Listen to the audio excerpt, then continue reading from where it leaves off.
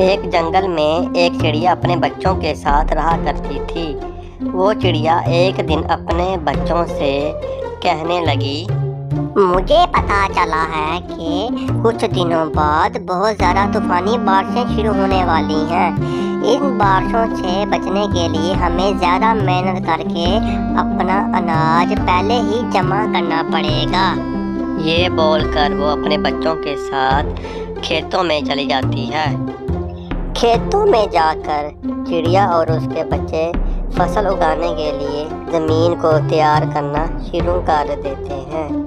जब वो ज़मीन को तैयार कर रहे होते हैं तो उसी वक्त एक तोता उनको देखकर उनके पास आ बैठता है और कहता है कि यार रानी, ये तुम इतनी गर्मी में अपने बच्चों को लेकर क्या कर रही हो? मैंने खबरों में सुना है कि बहुत शदीद किस्म का तूफान और बारिशें आने वाली हैं, जिसकी वजह से हम अपने राशन की तैयारी कर रहे हैं। चिड़िया तोते को भी कहती है कि आप भी अपने राशन का इंतजाम कर लो। अरे आपने किधर से ये फजूल खबरें सुन ली हैं? ऐसा कुछ भी नहीं होने वाला। इतनी मेहनत करने की क्या जरूरत है, हम तो वैसे ही खा लेते हैं। वो ये बात कहकर चिड़िया को वहाँ से उड़ जाता है, लेकिन चिड़िया अपने बच्चों के साथ मुसलसल मेहनत करती रहती है। इतनी देर में वहाँ कौवा आता है। वो वहाँ आकर कुछ देर बैठा रहता है और उनको देखता रहता है। फिर कौवा चिड़िया से कहता है, चिड़िया तुम ये क्या कर रही हो? इतना काम क्यों कर रही हो? क्या हो गया है?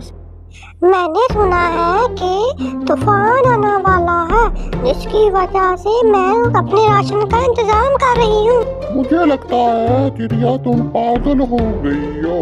इतना तूफान कब आएगा?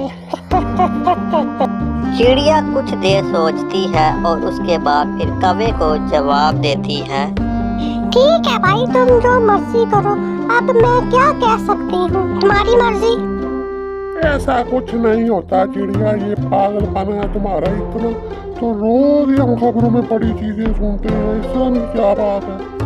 कौवा ये चिड़िया से कहता है और वहाँ से उड़ जाता है। लेकिन चिड़िया दोबारा अपना काम शुरू कर देती है और वो इस तरह से काम जारी रखती है।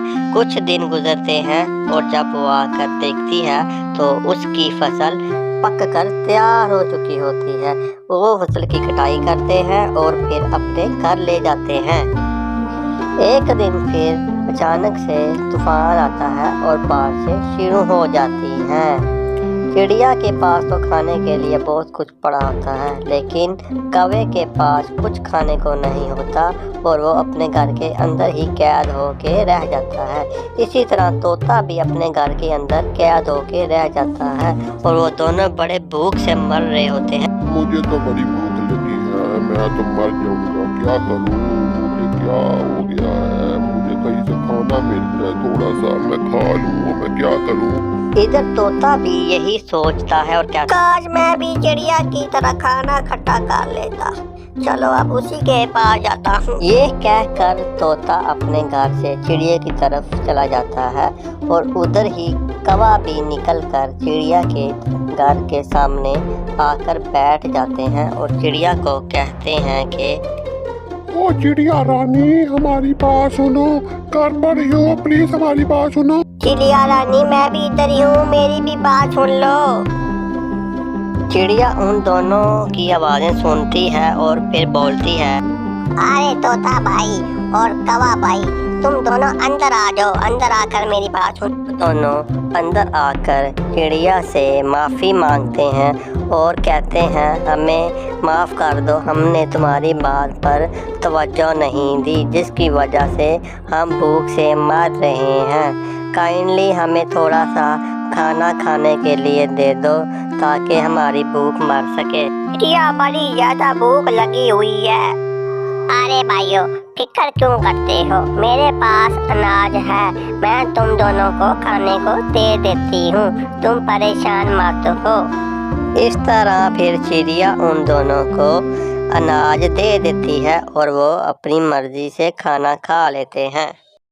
Thank you for watching my videos. Please like, subscribe and hit the bell icon.